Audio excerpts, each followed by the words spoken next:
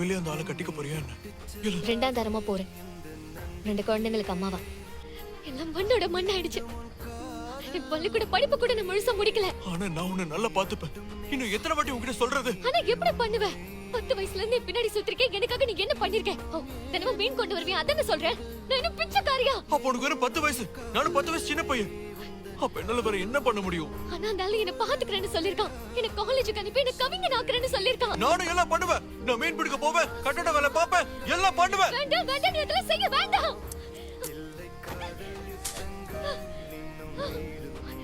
நான் கூட வந்தனா நான் வாழ்றதுக்கே வாய்ப்பு இல்லாம போயிடும். பிறந்ததுல இருந்து ஒரு அடிமை வாழ்க்கை தான் வாழ்ந்துட்டு இருக்கேன். நடந்ததெல்லாம் உனக்கு தெரியும். தெரிஞ்சிருந்தே நீ இப்படி வாழ சொல்றியா? நான் இப்போ உன் வழியில குறுக்க நிக்கிறேன்னா